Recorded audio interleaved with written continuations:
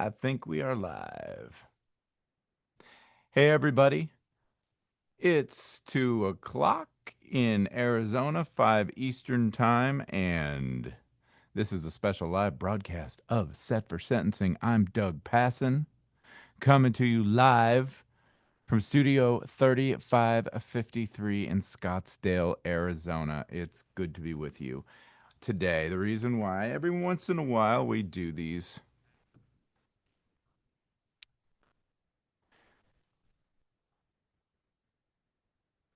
Had a little echo in my head. Anyway, every once in a while we do these live streams because there's something significant going on in the daily news surrounding sentencing, usually federal sentencing. And of course, today, you all know what happened today. It was the sentencing of Sean Diddy Combs. And I think the bail hearing is actually starting as we speak. So that's an open question. You're probably watching that with bated breath to see if he gets released. So, what we are doing today is, all the news has talking heads, and some of them are lawyers, and some of them aren't. And the ones that are may not have that much experience in federal practice. And so, we wanted to give you the straight scoop. By we, I mean me and my colleague friend buddy Mark Allenbaugh, who's always on Set for Sentencing with me. He's running a few minutes behind, but I wanted to go live because we said we were going live at 2. But the point is, ladies and gentlemen, we have, between the two of us, a combined almost 60 years of experience with federal sentencing. So I'm an attorney, a 30-year lawyer, sentencing expert, been in federal practice for more than 2 decades, and have a national sentencing advocacy practice. And we always talk about these issues on Set for Sentencing. And if you're here with us today on a special live stream, you probably already know that. But I guess I'm just holding out hope that, there's some new people that are joining us. So, what it is we're going to talk about today. What was he convicted of? What could have happened with the charges that he was acquitted of? The jury found him not guilty on several charges. And what possible sentencing might be. We're going to talk about how the sentencing guidelines might apply. We're going to talk about where he might end up spending his time in prison. We're going to be talking about whether he might get a pardon, all sorts of fun stuff. So that's it. What are we doing? Okay. Well, I'm just talking and wasting time until Mark comes on the line. So I'm going to just get on the.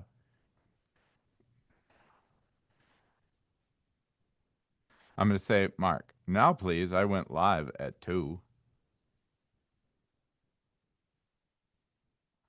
And I'm just babbling like an idiot, trying to waste time until you get on. All right, just sit tight. This is what happens when you go live. You can't control everything. But I will say,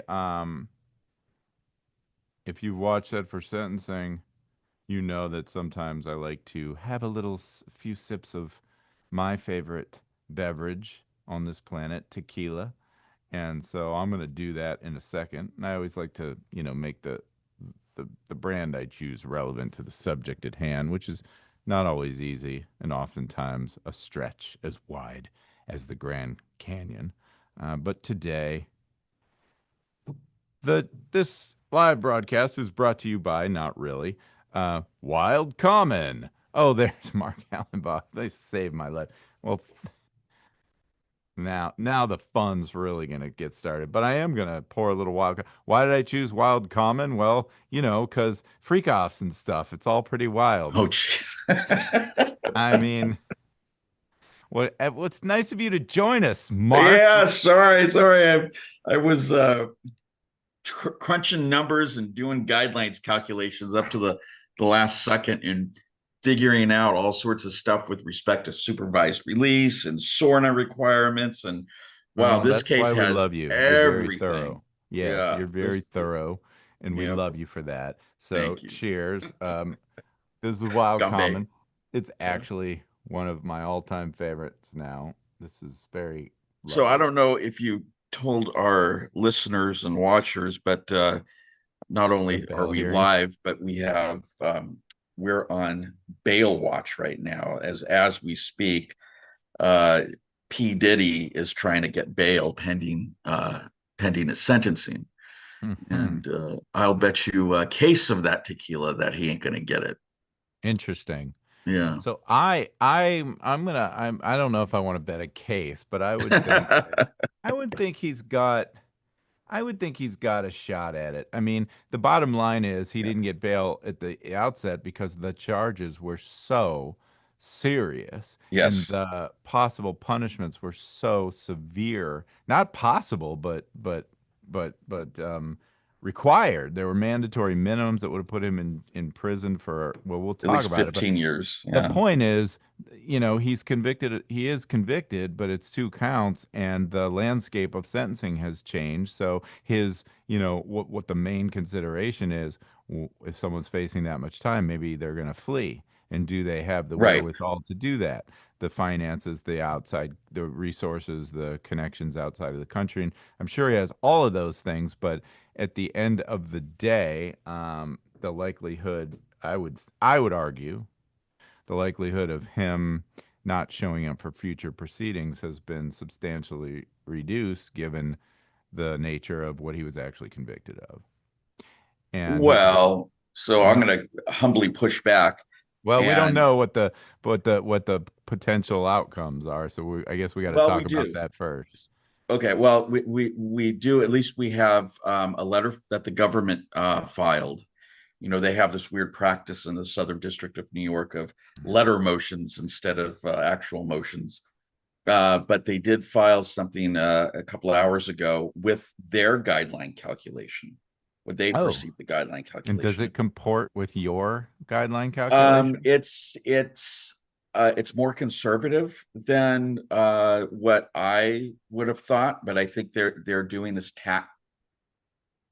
tactfully, no, tactically. Tactically. They are being tactical in what they are revealing as their guideline calculation, and they recognize that there is going to be some acquitted conduct issues here.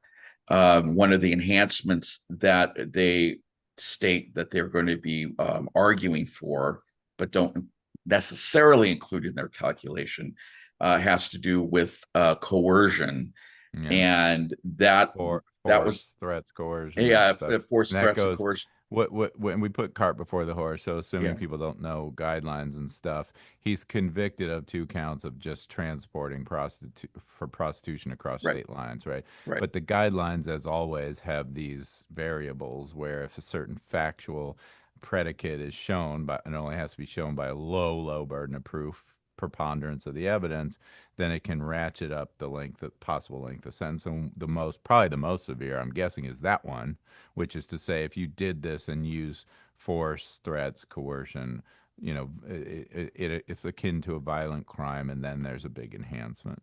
So they're right. saying I'm sorry, what are they saying that they are Well, going to they be say that doing that? they said they expect to argue it, and they drop a footnote trying to distinguish um, coercion as understood in the guidelines versus coercion as charged in counts. What was it, 2 and 4?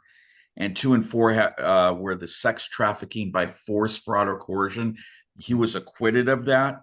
But they're still going to come back and say that there was force, fraud, and coercion involved, and under kind of a different standard. Yes, and there's a There, reason they have to differentiate that, right? Because recent changes in the guidelines finally did away with this the government's ability to use acquitted conduct in sentencing, right?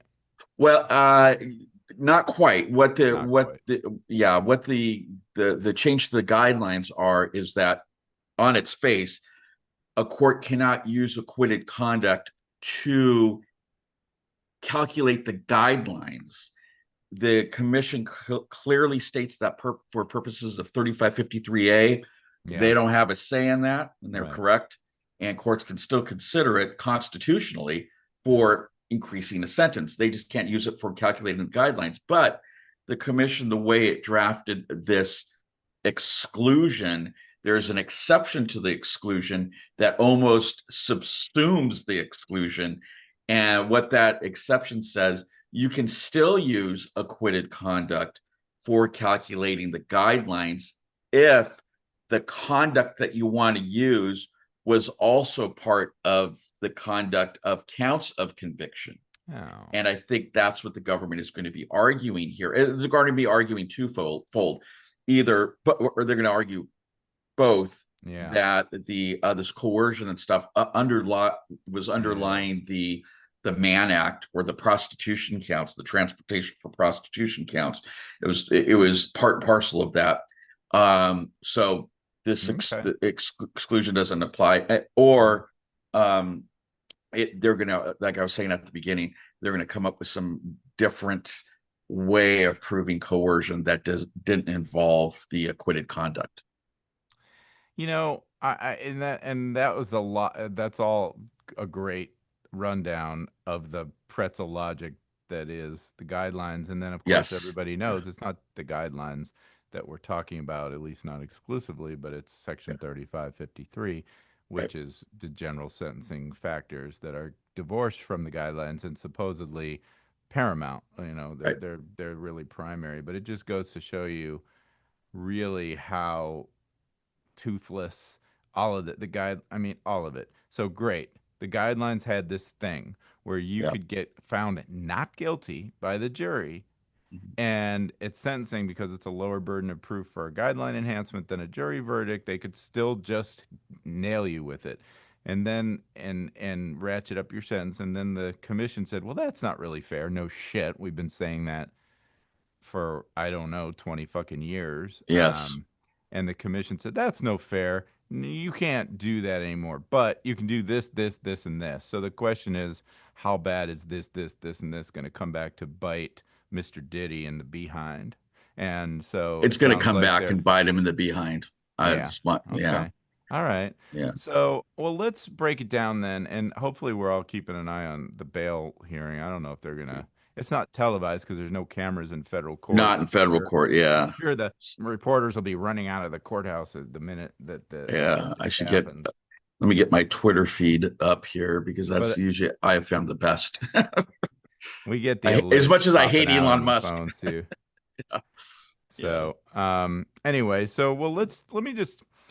I want to do credit where credit is due because, you know, these were really serious allegations, as we said. I Yeah. don't know the facts, and I'm not here to relitigate the case. I'm not here to comment on whether the jury got it right or wrong, but this is our system. The jury found him not guilty of several counts, and that's the verdict, and it can't be questioned. Nobody can appeal the jury's not guilty verdict. Right. So this is how the system worked, and he got convicted of less than what he was charged with. And I just kind of wanted to can you say, what would have been if he would have been convicted of the whole boat, Oh, the if he would have RICO been, charges, oh, all this stuff? What yeah.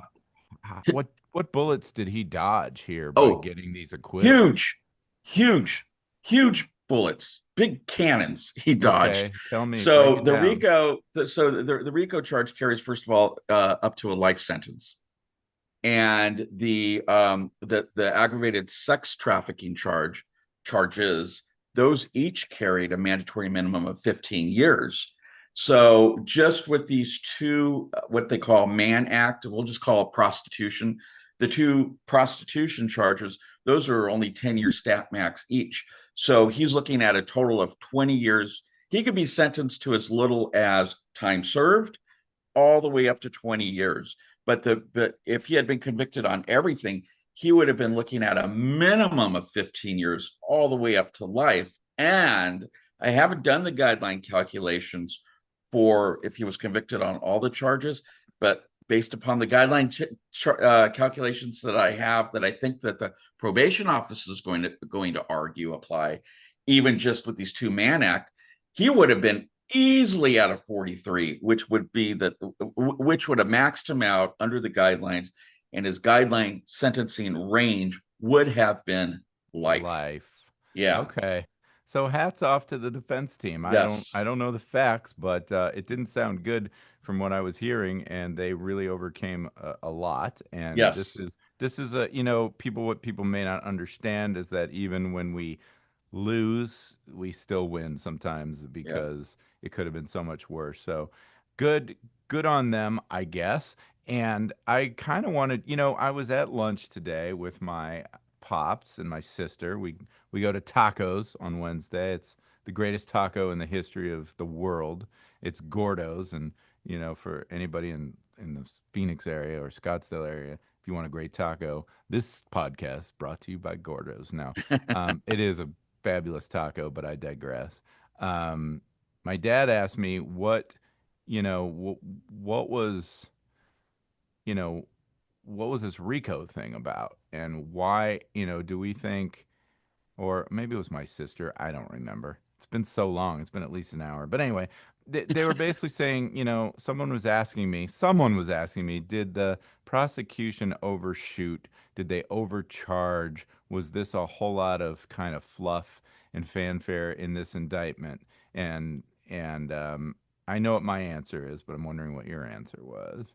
Well, to be honest with you, I didn't follow the case as it was getting ready for trial and from the indictment stage. So I really don't know. But I'll put it this way: merely because this was one of the rare instances where there were acquittals, we should add this. Just put all of this in context.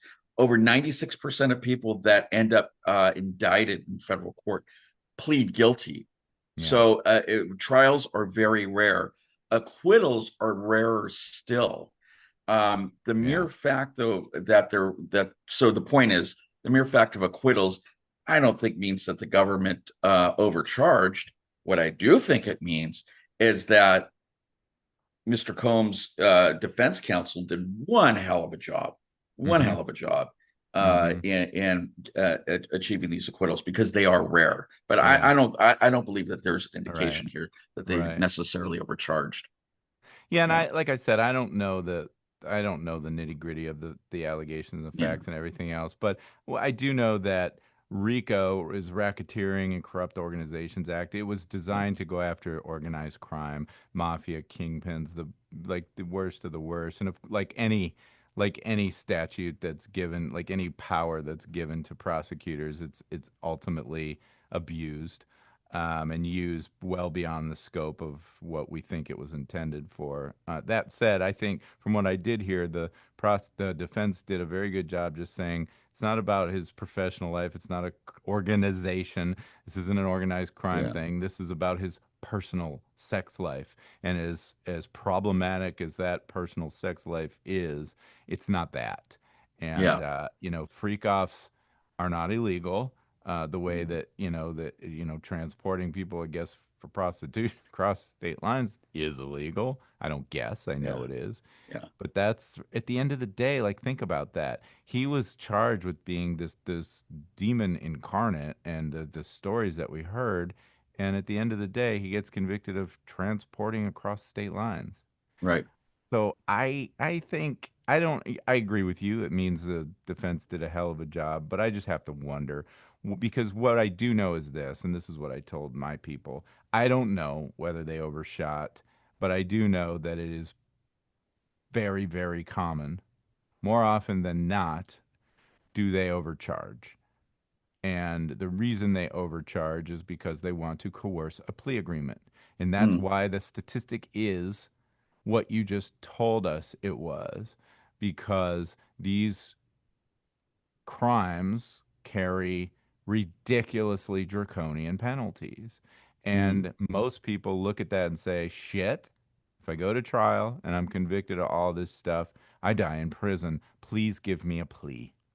And that is how our plea system works. It's inherently coercive. And I've complained and screamed and cried about it on this podcast over and over and over again. And is that mm, what's happening here? Don't know, but odds are probably, because that's what happens in so many cases that we see. mm, So that's my 2 cents on this. But let's talk about it. So now we know what he's convicted of, and we can then, it's going to be a huge question because there are no guidelines for 3553, but what we do know is that we have to first look to this stupid big book of sentencing guidelines and seek the advice of the drunk uncle that is the United States sentencing guidelines. So, what do these guidelines look like for him? And this is why we're doing it on YouTube, because I'm sure you Yeah. have lovely charts. I didn't have time to put Oh, you have together. no Oh, what? no, but You were late. You were late to the I live know. broadcast, and I'm you came without sorry, charts. sorry. Oh my God! Step I'm into my office, I'm because you're working fucking on fired. I'm working on one chart because we're going to talk about life expectancy here in a little bit. But I'm gonna I have the guidelines calculations up here, so let me just That's share the cool. You know, screen. if you went on to MSNBC and there was some talking head, he wouldn't have, or she wouldn't have charts either. So No, she it's wouldn't have fine. charts now. So so here, this is What? what we're looking at here are the guideline calculations that the government put forth in its Okay. letter opposing bail. Yeah. And they're probably going over these right now. Okay. So he's going to be sentenced. He was convicted of, I always transpose these numbers, 18 USC 2421, which is the Mann Act, which is uh, transporting individuals across state lines for prostitution. So Mm-hmm. that's reference to 2G 1.1. And that's basically sex trafficking not involving minors. And so the base offense level there is 14. This second enhancement here, the one for coercion, that gives them a pretty big bump, a bump of 4. That's the one that the government notes in its letter motion to the or letter opposition, I guess we call it, to the court, that says we're going to argue for this, but we kind of recognize that there's going to be some complexity here because it, at least on its face, may involve acquitted conduct. But I'm going to add that in here because I'm pretty sure they're going to be able to get get this particular enhancement here from Okay. what little I know of the case. So that's going to be a +4. Grouping, this is really interesting. So the way 2G 1.1 works is every victim, regardless of whether they were charged or the defendant, regardless of whether the defendant was charged separately for each victim, and regardless of whether there was even a conviction for each victim, the guidelines state you still calculate as if there was a charge and a conviction for each victim separately. So the government here said that there were at least 5 victims, even though only 2 were really charged, but there were at least 5. And Okay. so under the That's grouping provision, fundamentally unfair, but go ahead. yeah, but hello, welcome to the guidelines. I know. And so, they added another 5 levels, 1 level for each defendant, and grouping has its own complexity, and I'm not going to bore everybody Yeah. with that. I thought this was interesting. They're arguing for a +3, not a +4 or a +2 for being a manager or supervisor. Okay. And this harkens back to the RICO stuff. This would Right. have made more sense under RICO, Yeah. but he was acquitted of that. But Yeah. nonetheless, what they're saying So, is his transportation, he kind of managed with his assistant and some other people the transportation of these prostitutes to his freak offs and all this other stuff. So, but okay. they're giving him just a 3 here, which I thought was, to me, it just seems arbitrary. Go for the 4 or Guess don't go what, for it though? at I'm all. sorry. Guess what? I mean, But that's a but leader. The other word we use is leader organizer, but yeah, that's a +4 as leader organizer. yeah, but it's manager supervisor. But does that suggests this was an organization? Yeah, And well, that's he's what not, I would but say with the RICO. the jury came back saying no RICO. And so how are you a manager and supervisor of when there's no organization to be a manager and supervisor No, of? exactly. I, I'm just the Okay. messenger here. I'm No, just the I messenger know. here. Yeah, But yeah, I don't but know if this is still acquitted conduct that's to me that's well, absolutely. but His attorneys and I would argue that this, no, can't use this. This is yeah. acquitted conduct. This The exclusively attorney underlies the RICO charge. Yeah. If it's not lost on the people that are listening, the defense lawyers have a lot of objections to make about these Yeah, guidelines. They're gonna have to yeah, work really hard. yeah. And anyway, okay, so go So ahead. this is what the the government right now, as we're speaking, is arguing these Wait, points to the and court. then did we talk about obstruction? Not yet. That's what I was Oh, getting to. okay. Yeah, Okay. yeah. You're two shots of tequila ahead of me. So I'm like 4 sips, but go ahead. just give me a shit, It's man. all the cough syrup I drank before. No. Right. Yeah. So yeah, so now obstruction. And I guess there was some witness intimidation that was going on. That's kind of what I gleaned through just a really quick read of what the government filed. So Yeah. you get a +2 for that. So adding all these Well, up, and I did hear some facts on that too, which was yeah, maybe not intimidation, but he was buying people off and stuff too. okay, So yeah. So some kind of witness witness tampering. tampering, and Yeah, I think there was intimidation too, but I'm just saying they probably have a lot to say about obstruction. right. But So that brings, again, this is has very little to do with the charge of conviction, and it's I say it's yeah, fundamentally unfair, but this is yeah, how the guidelines work. Go ahead. right, right. So So that's it then total. then the total of 28, and so that brings us to a range 78 to 97 months. Okay. And there are no stats. There were not enough people. There wasn't even one person over the last 5 fiscal years, yeah, hopping on Jason to take a look at this. And I didn't have a time to go through the sentencing stats, Rolodex, all our million cases. But I'm sure there's not many. I'll put it that Okay. way. Even Wait, so you're saying there's no stats for because there's not that many people who are convicted of transporting across state lines for prostitution? at this offense level. Oh, at this Yeah, offense yeah, level. at this Okay. offense level. Yeah. All right. So 2G 1.1. And that's not really all that surprising because remember what the government is doing here in this, which I think is very conservative, by the way. And we're going to get to what I think is what I think the PSR is going to look like in a Mm-hmm. second, and it's a lot worse than this. But what the government is doing here is kind of mixing and matching, as we were talking about. It's starting with the offenses of conviction, the Mann Act stuff, which really just gets you at a base offense level of 14, and that's it.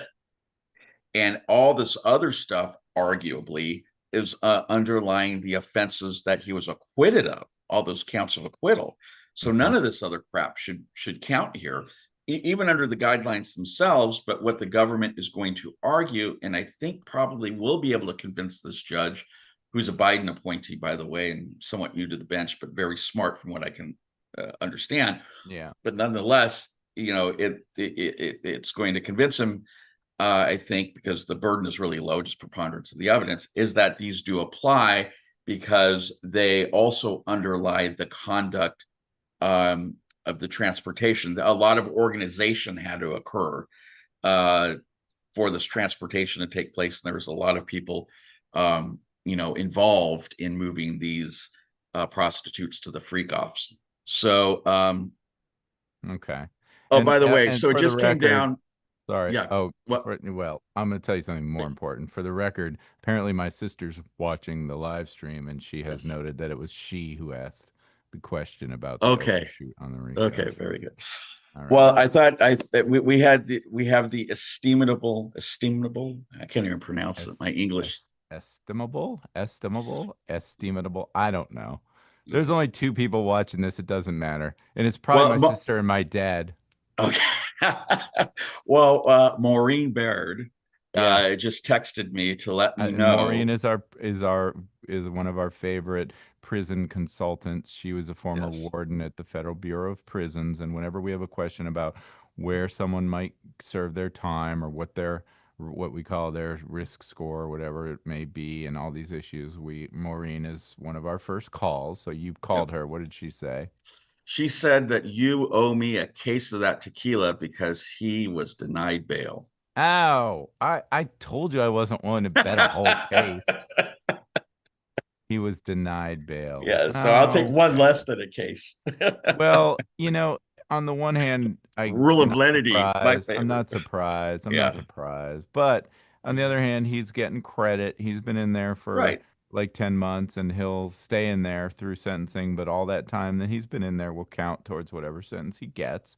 And right now, the government is saying 78 to 97 months. I don't like to talk in terms of months. I hate that the guidelines talk in terms of Yeah. months because it makes it seem like no big deal. But that's like 6.5 to 8 years or something like Yeah. that, right? Yeah. Okay. So So, that's what the government right now is saying his yes. guidelines will be. Yep. Of course, you said the max would be 10 for each times two stacked, right? Right. So the max is 20. But nobody, well, almost nobody gets the max Well, stacked. so let's take a Yeah. look. Let's take a Okay. look at, just real What quick at happens? my this is my guideline calculation. What well, I should say, and I'm not advocating for this. Yeah. Uh You always kind of do a worst case scenario yeah, and this is then kind of a and worst case scenario. What I expect. This is what I believe his attorneys should expect the PSR, the draft PSR, pre-sentence investigation report, to show. And can you see this now? The reference to two A no, three point one. oh, that's your, yeah, that's another spreadsheet. Yeah, yeah. Okay. Okay. See that? Okay. Ooh, holy guacamole. Yes. Holy guacamole. Hello. Yeah. This is serious. And this all comes down to coercion.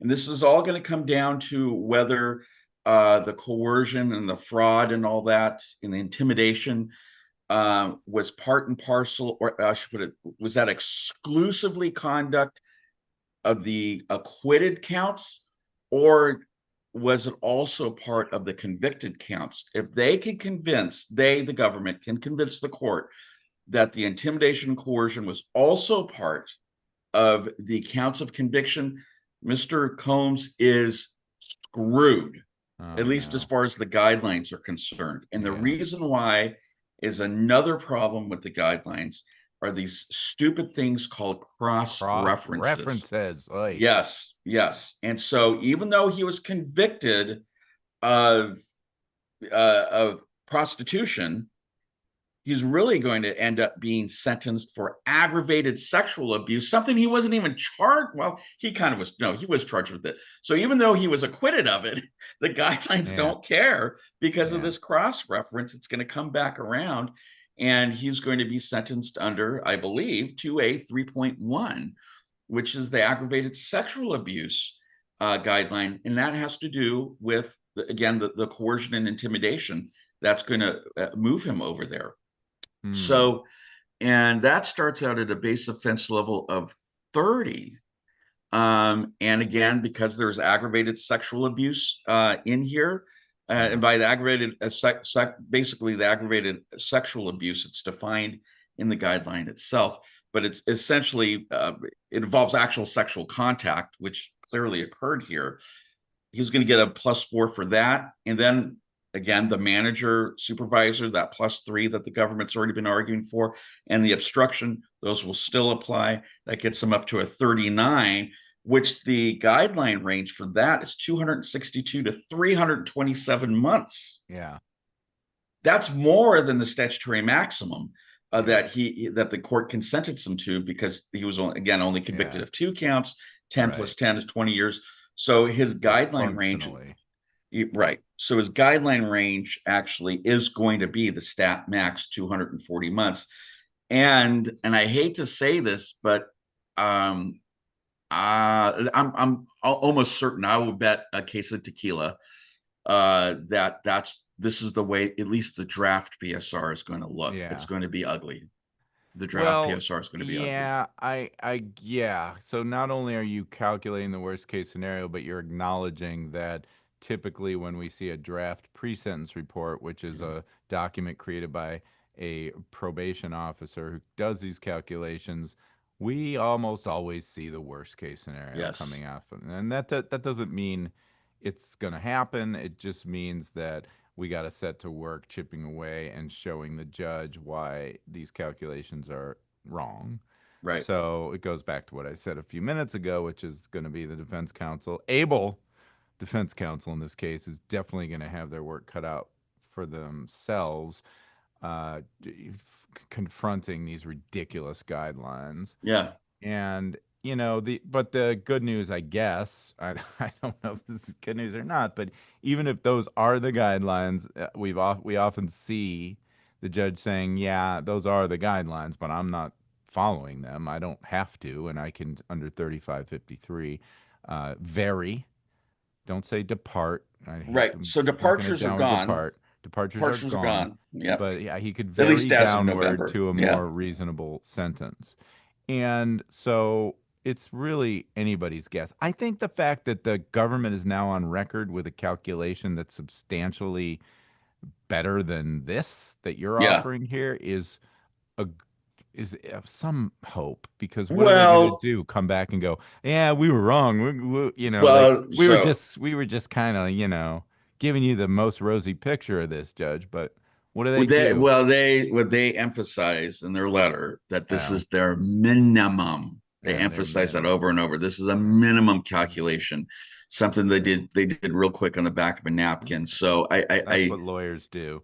They yeah, weasel. They yeah, weasel. weasel. So Okay. now according to Jason, Notice I uh, said lawyers, and I didn't say prosecutors. I could have said that's what prosecutors do. They weasel, but well, they're lawyers non-prosec too.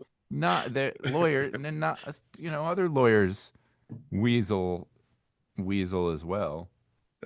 So, So, according anywho, to the Judiciary Sentencing Information Platform, according to my calculations, the under 2A 3.1, uh, final offense level 39, criminal history category 1, which, by the way, the both parties or the government concedes that he has zero criminal history points. So Mr. Combs has no criminal history, at least no scorable criminal history, and that's significant. I want to talk about that in a second.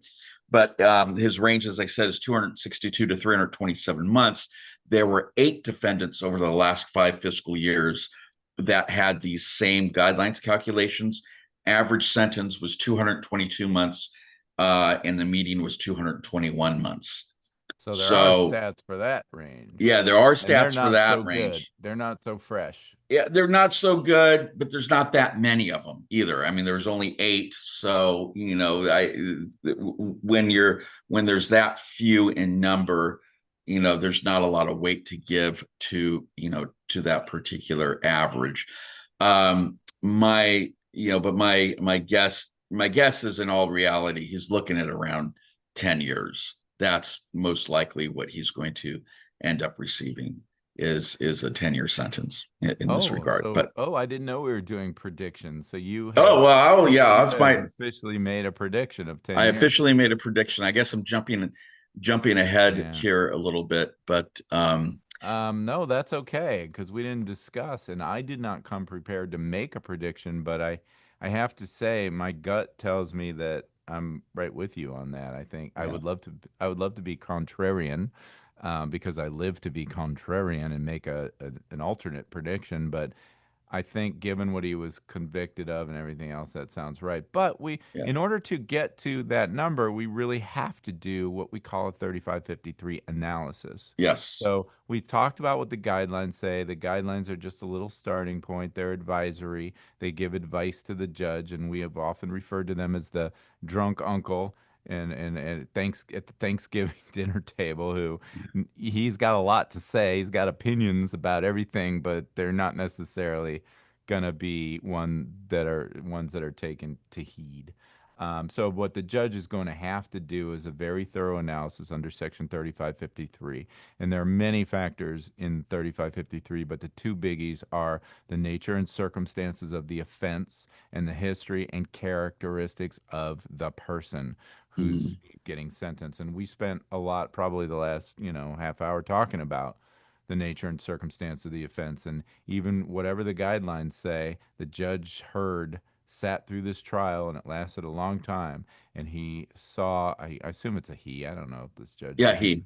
yeah, He saw the witnesses, can assess their credibility, he heard the stories, and he's a human being, and he's unless they were somehow not credible, and that's why they didn't get the convictions. I don't know, but this is going to move that judge, and it's not going to be good, because that's, even though it's acquitted conduct, they can still take into account the nature. and circumstances of the Right. offense, and the commission has said as much. And Yeah. so that's going to be interesting. What we really have to, and it's a big unknown, but how do you counterbalance that as a defense lawyer to sort of say, okay, a person's not supposed to be defined by their worst moment or the thing they got convicted of. You have to look at their whole life. And I don't know what Diddy's life. Diddy, has he done a lot of charitable good works? Has he mentored people? Like I don't know what that story is. Yeah. I've only heard bad shit. And by the way, you're gonna see the government bring up all the bad shit that has Mhm. nothing to do with this case. For example, I don't know if you're. I'm old enough to remember when Diddy first got in trouble because he was involved in a shooting at a club in Oh, New York many years ago, and J Lo was there, and some fight broke out, and someone people got shot, and like everybody was wondering if that was gonna be Diddy's downfall, but he didn't. I yeah. don't know if he either didn't get prosecuted or he got it dismissed or whatever. But the can the government bring something like that up at sentencing? Yeah. Yeah. There were no limits by statute on what courts can consider at sentencing, and that kind of stuff comes in, as you know, all the time, unfortunately. Hmm. So, they're going to try to paint him as, this evil, incorrigible. I don't know if he's a billionaire, but he's certainly extremely wealthy. And there have been a lot of other activity involved regarding his conduct. As a matter of fact, I think he had arrived for trial in violation of his pre-trial release. I recall hearing something about that, and he wasn't taking it very seriously. That may You be might be also confused with Sam Bankman-Fried. no, No, no, okay. no, Because no, no, no. I heard they were roommates at Yeah, they are MDC. roommates. Yes, Okay. yeah, Sellies, as they say. But Okay. So yeah, so if he was violating pretrial release, if he was obstructing in yeah, other ways, if he's this is basically defending your life, that movie with Albert Brooks or whatever. This is your mm, whole life story is going to be told. And hopefully the defense, tells it in a way that takes control of the narrative. I will say, I don't know the lawyers. I know they did a phenomenal job here, and mm, again, all kudos, but I also know that this is where a lot of really good lawyers, good trial lawyers, fall down because mm, they're amazing in trial and they're amazing at dissecting the legal issues and arguing to juries about why the facts don't apply to the law. But when it comes to telling the human story, they they don't do as well. So I'll be yeah. really interested to see how that goes. I mean, I have high hopes for them. But, this is going to be, what's going to be really interesting is who stands up for Diddy? Because, I don't know if you remember, we did a podcast after Danny Masterson Oh got yes. sentenced. Hmm. And Danny Masterson was not Diddy level famous, but he was a very well known Hollywood actor, and he was convicted of multiple rape allegations. And he had all these famous friends like Ashton Kutcher and Mila Kunis, and they wrote letters on his behalf, and they got taken to the woodshed. Like Yeah. they got blasted in the public eye. How can you stand up for someone who's done this? And I thought you stood for, Me Too and women's rights, and you're a hypocrite. You have this charity that you supposedly blah blah blah. They just got killed. Hmm. And so my question is, you know, who in the who stands up for Diddy and says, "Yeah, I know this is the case, but he's a really good guy." And Yeah. that'll be really interesting to see. Yeah. Really interesting to see. Yeah. One of the things I hope you did today, and I didn't prepare you for this, but you do it in every case. So I'm sure you You mean did. what I'm working on right now? Does it rhyme with Schmeif expectancy? Yes. Okay. Yes, it does. Yeah, Yes, it because does. I don't So, know how old Diddy is now. he's Uh, 55. oh, hey, we're the Yeah. same age. When's his Yeah. birthday? November 4th, 2000, or November 2000, November 4th, 1969. 1970. Oh, 69. 1969. Yeah. So Okay. he's 56 then. So, Yeah, because um, I'm 70. But anyway, what we have to look at, because these guidelines, even well, even under the conservative government's, 6.5 to 8 years, your thing. But what we do at sentencing is we say, could this actually be a functional life sentence, whatever it yes. is that they're Oh yeah. considering? And Yes. It's a fun. obviously, if he gets 20 years, well, I guess it's not obvious because he'd be 75, and plenty of people live that long. But what you do, Mark, just for people Yes. who don't know this, is you do a life expectancy analysis, but it's not just Yep. based on the regular actuarials, it's based Correct. on peer-reviewed studies, the Patterson study in Mhm. particular, that looks at life expectancy of incarcerated individuals.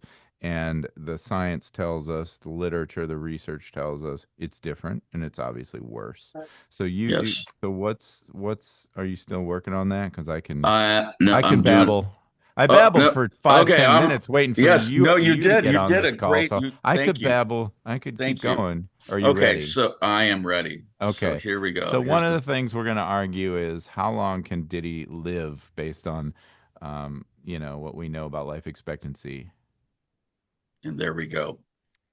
All So right. this is Patterson. Oh, applying there. the Patterson study by Dr. Evelyn Patterson. This was a Mhm. study peer reviewed, published back in 2013, but the data still are valid, or conclusions are still valid.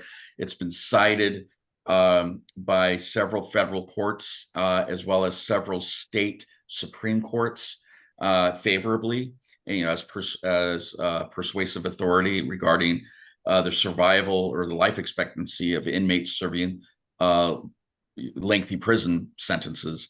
And what she found is that on average, inmates lose 2 years of their life expectancy for every year of incarceration. Yeah. And and by the way, the Department of Justice has done similar studies that have found similar findings.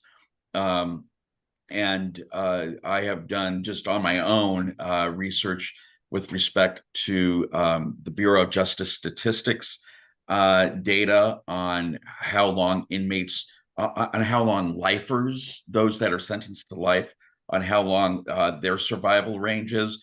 And 90% of lifers only last 20 years.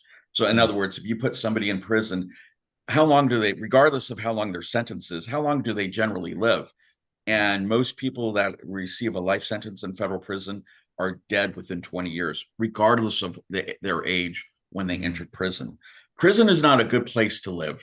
Yeah. Okay. It has just, especially nowadays, Yeah. especially at the Bureau of Prisons, it is so mismanaged and dysfunctional that, this isn't surprising. So, at any rate, to get to the cut to the point, what are we looking at here?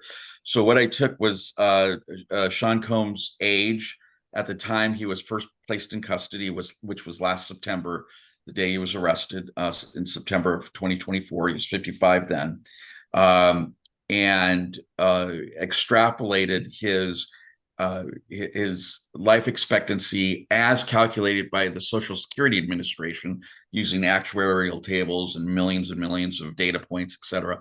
So at 55 years of age, he was expected to live to be 86.3 years old. So using that, 86.3, and subtracting 2 years off of that for every year of incarceration, he's going to barely make it 10 years in federal prison. He'll make it to roughly around the age 65. That would be his death date, which is a hell of a lot less than what I believe Yeah. ultimate guideline range is going to be. Yeah. And if he got the stat max, you could see his estimated release date, which would be way out there in 2044. Actually, that doesn't account for 15% off for good Yeah. contact I'm time gonna ask you and for about step up. about the Yeah, real numbers for yeah, whatever you get sentenced yeah, for. But so you say 65 right now yeah, is would be his life expectancy, which yeah. is 10 interesting years. because 10 years is what you're predicting. But Yep. again, 10 years doesn't mean 10 years. But we'll talk about that. But put a pin in that because I want to just circle back to what I think is an important aspect of the story that we tell at sentencing. And it's directly ties into what you just said about life expectancy. The reason why life expectancy is lower is because prison is harder. Yes. There's deprivations that happen in terms of the kind of food you get, in terms of the kind of medical and psychological care you get, Yeah. in terms of the stress and trauma and cortisol levels that are, you're Yeah. on high alert because you're always worried about what's going to happen around you. It's can be a dangerous, violent place. And so we always, I mean, we've done a million podcasts about how terrible the BOP is, that it's dangerous, that it's completely dysfunctional, and it's completely dehumanizing. But the truth of the matter is, this man has lived the last 10 months at maybe the cream of the Oh, the cream of worst. Yeah. horrible fucking places to be, which is MDC Brooklyn. There were two Mm. facilities in New York City, MCC and MDC. MCC was so bad they eventually had to shut the whole thing down, Yeah. but MDC is notorious Yes. for being an abysmal, horrible, disgusting place of deprivation. So much Mm. so that there are actually published legal opinions in and around Southern District of New York that have either allowed people to get out on pretrial release or have reduced their sentence or Yes.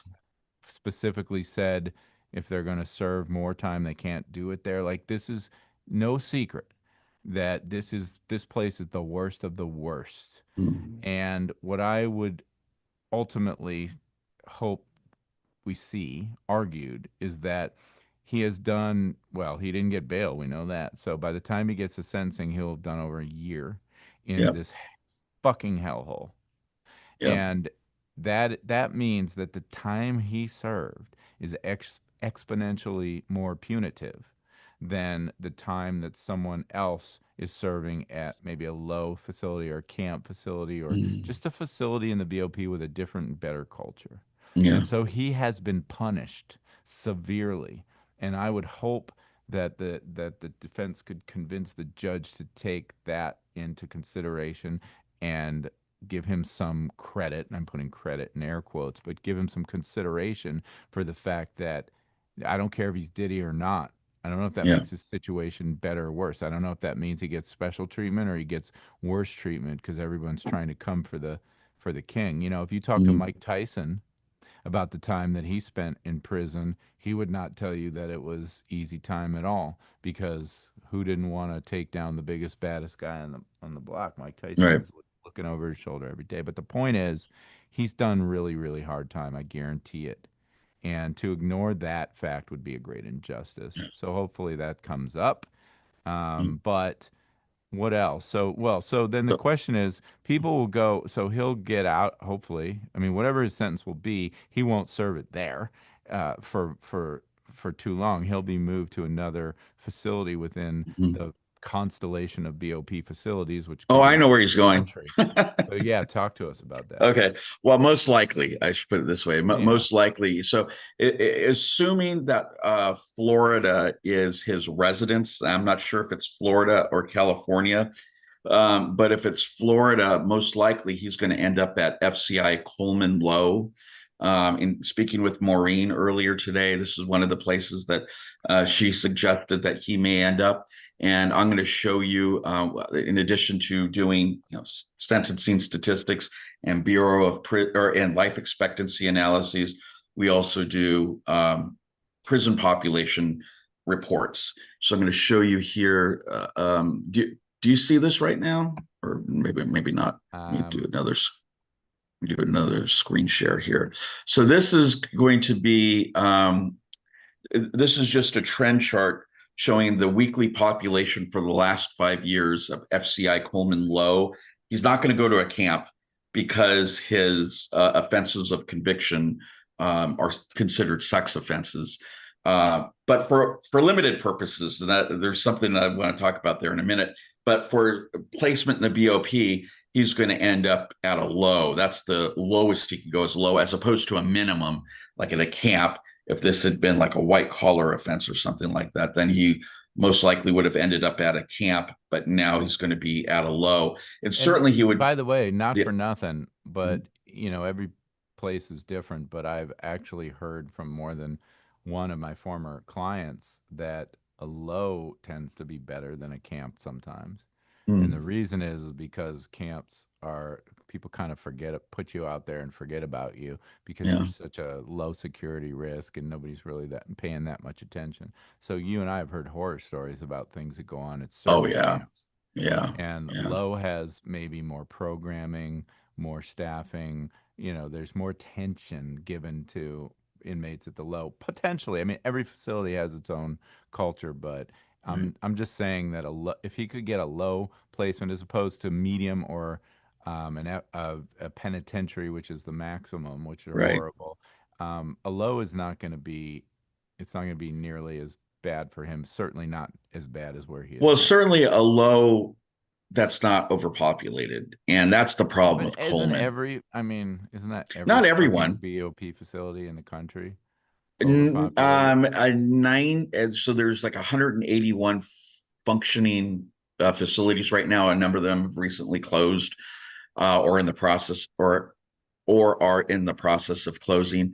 But of the remaining 181, about 95 are at or over their capacity. Okay. But the Coleman low is one that's over capacity, but not all of the lows are. But some of those lows are other side of the country, like Terminal Island. If he was to end up, if his if his place of residence actually turns out to be the Los Angeles area, that might be better for him. And to note that on his pre-sentence investigation report, that Yeah. that's really his home address, because then he can end up Terminal Island, which is much Yeah. better, and I do not think is over capacity right now. I think it's under its rated capacity, so that would be a better place for him to end up than Coleman. But this is just an example of one of the places that if Florida is his residence, this is likely where he's going to be, because the BOP always likes to try to put inmates within 500 miles of their place of residence. Yeah. But speaking of that, though, speaking of the fact that he's a sex offender, he might be that in the eyes of the BOP. But I did a little research today on SORNA, the sex offender registry that's Yeah. required for those that are convicted of sex offenses. And he does not necessarily have to register Okay. for Mann Act for the prostitution offenses, at least where I've read there's some case law out there that indicates that if his victims were consenting adults, which they Mm-hmm. seem to have been here, even though there's some intimidation and coercion stuff going on. I But mean, if the you're the vic guy that gave him the enhancement for sexual assault, but Oh okay, no, but I go didn't give. ahead. That's what the government's arguing. That's not Okay. me. I'm just the Okay, but messenger I'm just here. Yeah, saying yeah. you don't get to say consenting adults and sexual assault in the same sentence. I don't think. Sure, true. You don't, Okay. you don't. All But right. Just but saying. the point is there's an argument here where he would not have to register as a sex offender. And Yeah. speaking with Maureen today too, the big problem, if he is a sex offender, which it doesn't appear to be that he is Yeah. one, that he would not qualify for First Step Act credits. Ah. And And he then, yeah, and Mann for Act, people who don't know what that is, it's just another way to get a lot of time off your sentence right? for Yeah, programming and things like that. It's a relatively recent statute, actually passed under the last Trump term, right? But right, the right. point is there are exclusions to that. Certain offenses of convictions take you out of that, and you're saying what? This Yes or one no? doesn't. It doesn't. Yeah, Okay. Mann Act does not preclude you from First Step Act credits. So Okay. he can, in addition to the 15% that everybody gets off for good conduct time, Yeah. he can qualify for if at his facility they offer the programming. That's a big if, and if it's Yeah. available, and that's harder to do, and you're over capacity.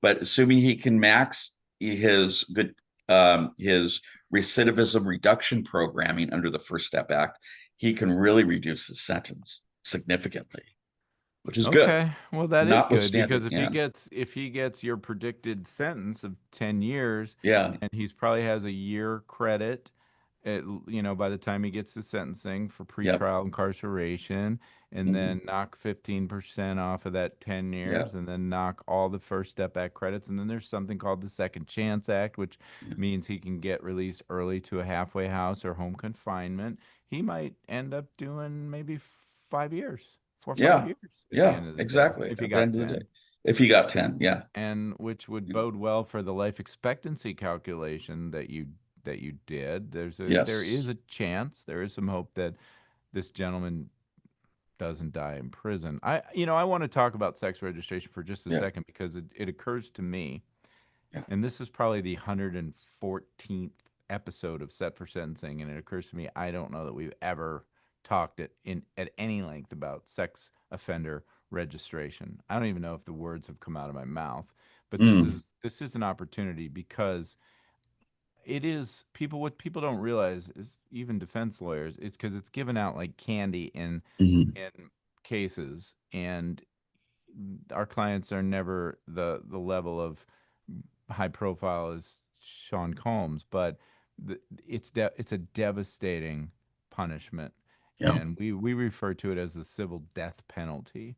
And the law doesn't even consider it a punishment, which is absurd. But the truth is, once you get out, if you have this kind of conviction for some sex related case, it follows you probably to the grave, and you have to register, and there are restrictions. Sometimes there's community notification where they have to put flyers on neighbors' doors, and you're on a registry. They can look you up on the computer wherever you're living. It's the it's the ultimate scarlet Ultimate letter. Scarlet Letter. Yeah. Yeah. And for people like our clients who are just regular people, it's devastating, and it's almost impossible to Oh, wash that stain off. What's wrong? But you're there? just, All yeah, right. I'm here. It just kind of like my internet connection is Now, unstable. for Sorry. someone like Diddy, I don't know if it matters that much. He's still going to be Diddy. He's still going to be wealthy. He's still going to have an entourage. He's still going to have whatever when he gets out. And if he has to register here, there, wherever, his life is not going to be, I don't know if his life is going to be immeasurably altered. We saw this with Mike Tyson. He had the same situation when he got out of prison, and Mike's doing great because he's Mike. And Diddy's Diddy. But I just wanted to make sure people understand, A, this is a big deal for a Yeah. regular person. And Yeah. then the other thing is if I'm the lawyer in this case, I would argue, because you're saying it's discretionary, he doesn't have to get it. And so the question is, should he or shouldn't he? And I would argue as a defense lawyer that the purpose of registration is to make people aware that Hmm. there is a sex offender in your midst. There is a Hmm. potential danger in your midst. And for your average Joe, that makes some sense. For fucking Puff Daddy, like, who on this planet doesn't understand what the situation is with Puff? And it's not like he's going to be living in some low key neighborhood in Poughkeepsie, next to a school. Hmm. He's going to be in some gated island somewhere. So the point is, like, I don't really think registration is designed for a person like Puff Daddy. But they might just stick it to him because they can, which speaks to the fact that this is really just another form of punishment, even though the law says it shouldn't be. Right. But just on that point, I'm not sure it's discretionary. There's actually in SORNA there is a statutory carve out, and and I'll just read it. It states this, that an offense involving consensual sexual conduct is not a sex offense for the purpose of this subchapter, meaning SORNA, if the victim was an adult, unless the Okay. adult was under the custodial authority of the offender at the time of the offense, or if the victim was at least 13 years old and the offender was not more than 4 years older than the victim. So I don't Okay. think that But so those, so that says it shouldn't happen, but what yeah. happens if the guidelines wash out where there's a finding on the record by the judge that there was coercion and therefore no consent? Does that Well, mean he then can this get it? exception wouldn't apply. Okay. I would think, and So then he so would have so to it's not register. discretionary. but Yeah. it is possible that he gets registration. It just It's depends it's on how these, possible. Yeah. how what factual finding. It brings us to the very beginning, brings us Yeah. right back to the where we started, which is what's the judge gonna determine at sentencing with Yeah. regards to force, threats, coercion, assault, and everything else. Yeah. Well, And, I and, have and one.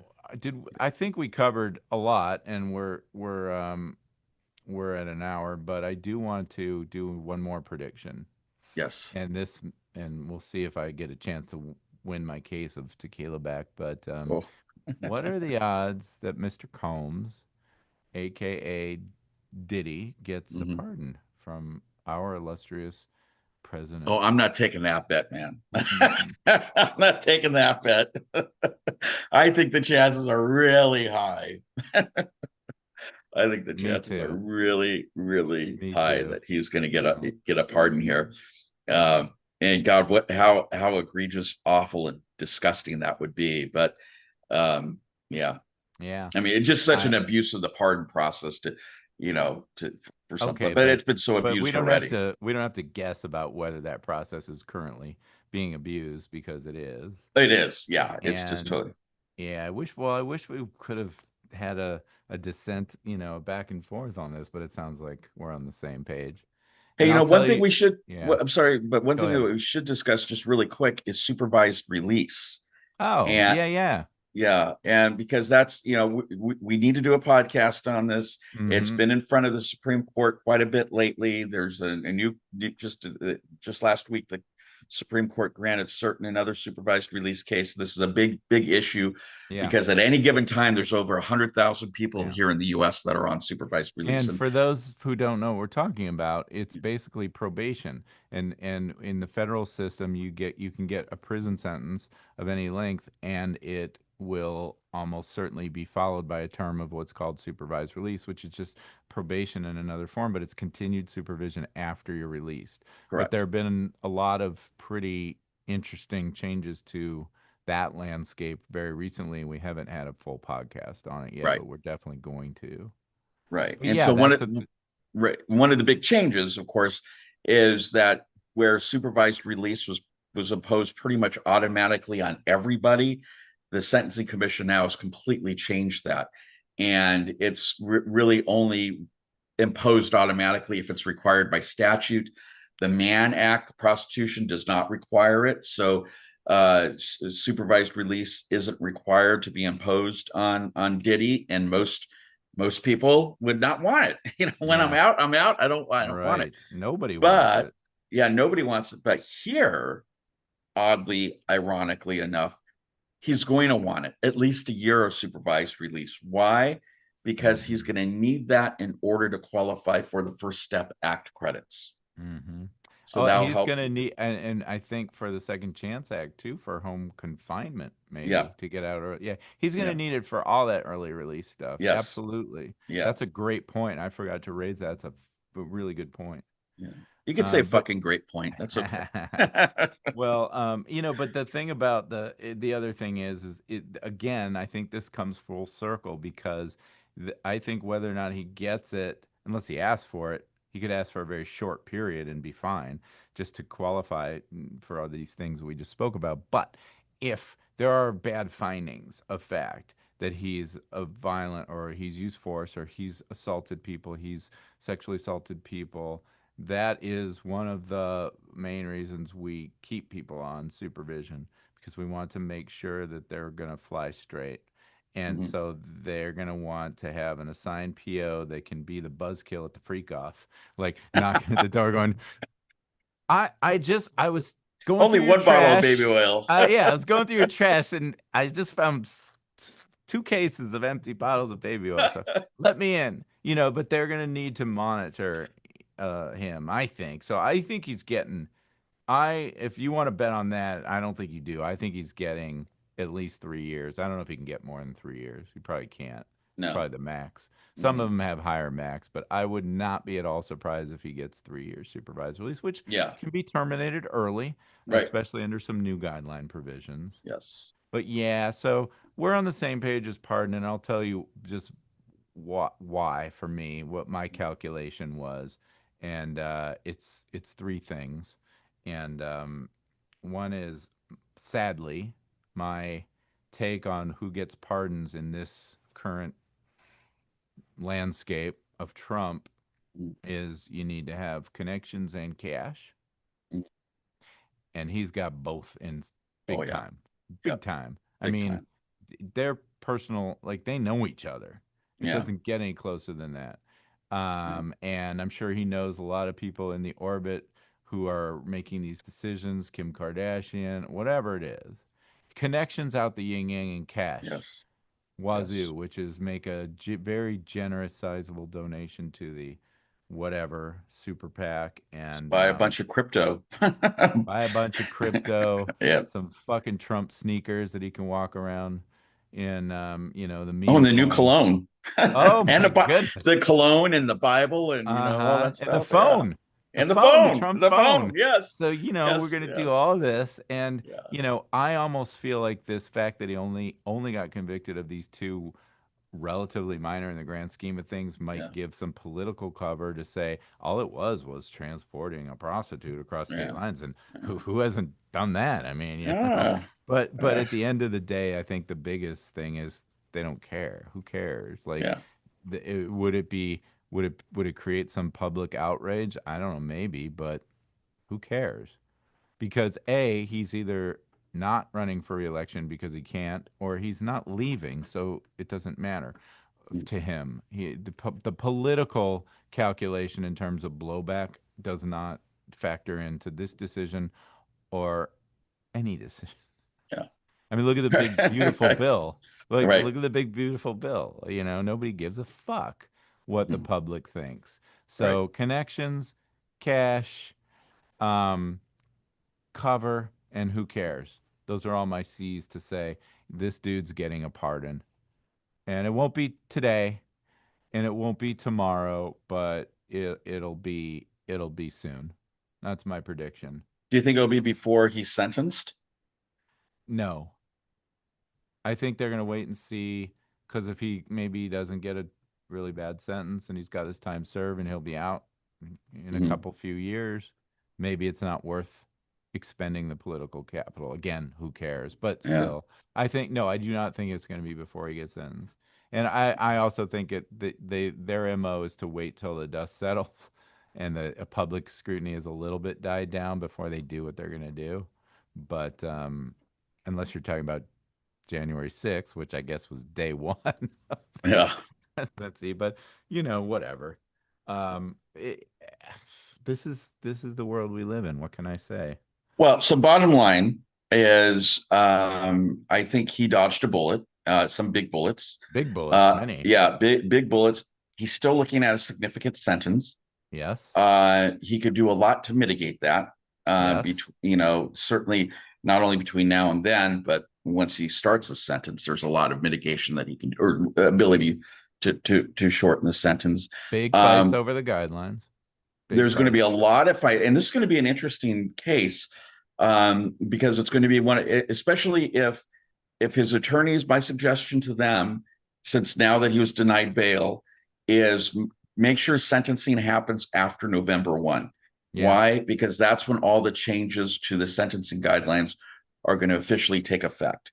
And these changes to supervised releases we were just talking about, but also the big changes with respect to, well, relevant conduct's already quote unquote out of the guidelines, but there's been this big a Did big you change mean that acquitted conduct? acquitted conduct is now Yeah, been you taken out of said the gun. relevant. Did I say relevant? Oh, Yeah. well, whatever. Relevant Sorry. still relevant still Relevant there, and conduct we still gotta there. we Yeah. gotta deal with Sorry. that one. Yeah. So acquitted. Yeah. I think your Yes. tequila, By osmosis, osmosis through the Zooms. right, right, virtual osmosis.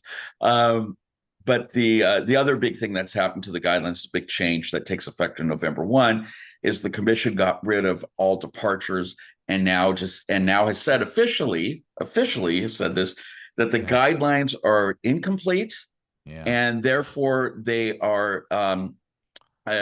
cannot achieve the purposes of sentencing of the 3553A factors. So courts must consider in every case a variance. Yeah. And so that can help offset these draconian guideline calculations that I believe the probation office is going to have, and that they're going to have to fight. At the end of the day, those calculations may mean nothing, and Yeah. really should mean nothing to this court, Yeah. because the guidelines are junk, and the commission is now effectively admitted that. It's so come November 1, I think November 1 is the date.